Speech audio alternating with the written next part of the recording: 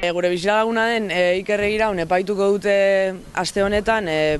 duela 2 urte, pasadan, 2014ko martxoaren 3an eman ziren istiluen harira, egun horretan Guggenheimeren bildu ziren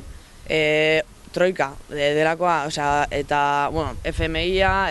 multinazional ezberdinetako ordezkariak, banku ezberdinetako ordezkariak, eta egon ziren, kalean eman ziren protesta batzuen harira epaituko dute, eta eskatzen diotena da 2 urte eta erdiko kartzela zigorra eta 120.000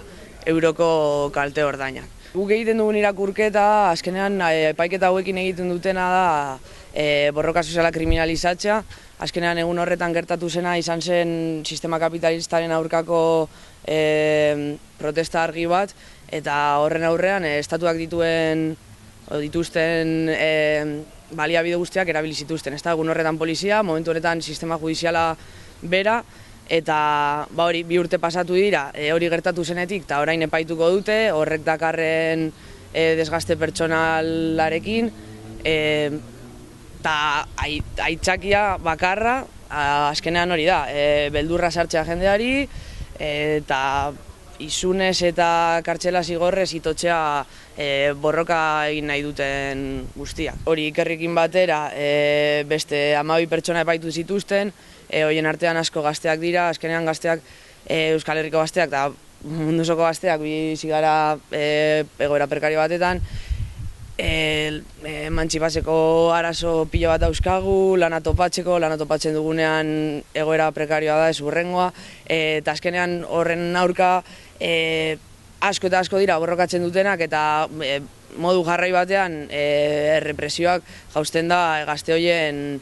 gainean bereziki. Ez dira bakarrik gazteak borrokatzen dutenak, eta ez dira gazteak bakarrik bizi baldintza ez duinak pairatzen ditugunak. Eta deustun ere, M3ko istiluen harira beste 3 auziperatu egon ziren,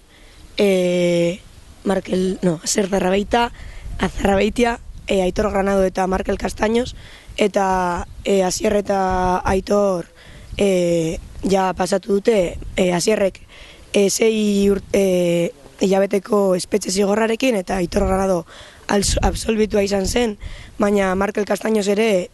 oraindik jarraitzen du epaiketaren zain, eta hori ez dela kasu isolatu bat, eta Euskal Gazteriaren kontrako azkenean epaiketak direla, eta ez pertsona batzuen kontrakoak.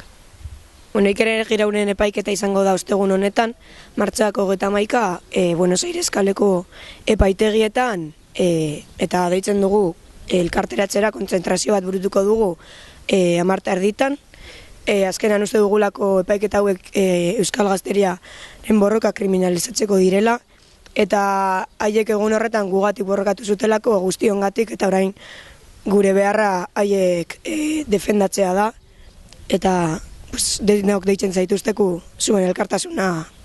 erakustera.